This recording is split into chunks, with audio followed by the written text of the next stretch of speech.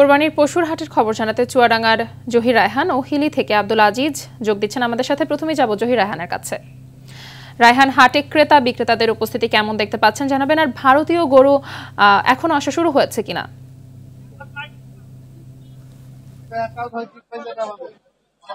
জি মাহবুবা, সংবাদে দর্শকদের যেমনটি জানাচ্ছিলেন, আসলে প্রথমেই বলে রাখি সীমান্তে কঠোর নজরদারির কারণে এবার কিন্তু ভারতীয় গরু ঢুকতে পারেনি বাংলাদেশে। এ কারণে আমাদের চুয়াডাঙ্গার হাটগুলো বেশ দেশি গরুতে পরিপূর্ণ হয়ে উঠেছে এবং জমজমাট হয়ে উঠেছে।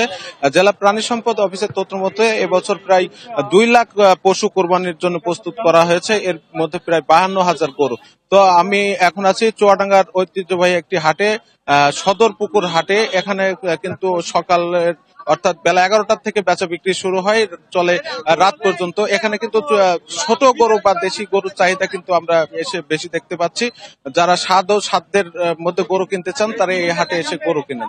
রাঁধুনি মেজবানি মাংসে মশলা থাকলে আসল মেজবানি রান্না কোনো ব্যাপারই না। জেলার অন্য হাটগুলোর অবস্থা একই, বিশেষ করে শিয়ালমারি পশুহাট, ডুগডুগি পশুহাট এবং আলমডাঙ্গা পশুহাট, এই হাটগুলো বড়। সেখানে কিন্তু একেবারে শেষ মুহূর্তে কিন্তু জমজমাট হয়ে উঠেছে বেচা বিক্রি। তবে ক্রেতারা যেটা জানাচ্ছেন, তারা কিন্তু 1 লাখ থেকে 1,50,000-এর ভিতরে গরু কিনতে স্বাচ্ছন্দ্য বোধ করছেন। এবার কিন্তু মোটা তাজাকরণ করা গরু, বিশেষ করে বড় গরুগুলোর চাহিদা একেবারে হাটে কম, ছোট গরুর চাহিদা কিন্তু বেশি। আমি এখন কথা বলবো এই সদর পুকুর অর্থাৎ নাটুদা পশু হাটের হাট মালিকের সাথে, শুনবো বেচা বিক্রির অবস্থা। আমাদের বেচা কেনা মোটামুটি ভালো। আমাদের এখানে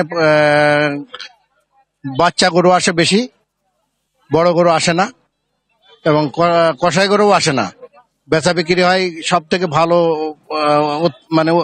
উৎপাদনশীল যে গরুটা আসে, যারা আছে খামারি আছে, তারা আছে এই চারা গরু কেনে, তারা আছে এখান থেকে কিনে গিয়ে উৎপাদন করে এবং আছে আমাদের মাংসের চাহিদা পূরণ করে। ধন্যবাদ।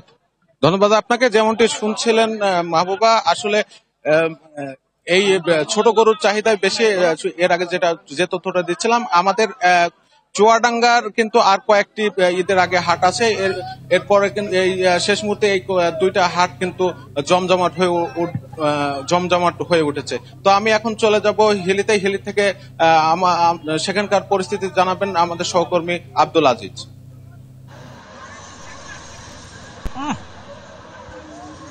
যে সোহাগ, আপনাকে জানিয়ে রাখি যে হিলি সীমান্তবর্তী হওয়ার কারণে কিন্তু এখানে বিগত বছরে আমরা দেখেছিলাম যে ভারতীয় গরুর কিন্তু একটি চাহিদা বা আমদানি কিন্তু হচ্ছিল বিভিন্ন হাটে, কিন্তু আমরা যেখানে অবস্থান করছি এবছর কিন্তু কোনো প্রকার ভারতীয় গরু কিন্তু আমাদের চোখে পড়েনি। যেসব গরু এই বাজারে, এই অস্থায়ী বাজারে এসেছে, সেগুলো সম্পূর্ণটাই দেশি গরু, এমনটি কিন্তু আমরা দেখেছি। তবে এখানকার ক্রেতা বিক্রেতায় একটি উৎসব মুখর পরিবেশ আপনি হয়তোবা আমার পিছনে দেখতে পাচ্ছেন। এখানে কিন্তু প্রচুর পরিমাণ গরু আমদানি হয়েছে এবং এইসব গরু কিন্তু বিশেষ করে আমি কিছুক্ষণ আগে খোঁজ নিয়ে দেখেছি যে 2 লাখ, 3 লাখ, 4 লাখ, 5 লাখ টাকা পর্যন্ত কিন্তু এখানে গরু আমদানি হয়েছে, এমনটি কিন্তু আমরা জানতে পেরেছি। তবে ক্রেতাদের একটি অভিযোগ রয়েছে, ক্রেতারা বলছে যে বিগত দিনের তুলনায়, অর্থাৎ গত দুই সপ্তাহের তুলনায় কিন্তু আজকে যে গরুর হাটে, এখানে কিন্তু গরুর দাম কিছুটা কিন্তু বেশি, এবং এমনটি কিন্তু তারা বলছে যে গরুর দাম বেশি হওয়ার কারণে কিন্তু অনেকেই গরু কিনছে না। তবে ছোট যেসব গরু রয়েছে সেই সব গরুর দাম কিছুটা বৃদ্ধি পেলেও বড় যেসব গরু রয়েছে আকার অনুযায়ী সেসব গরুর কিন্তু চাহিদা কম থাকার কারণে কিন্তু দাম কিছুটা কম, এমনটি কিন্তু আমরা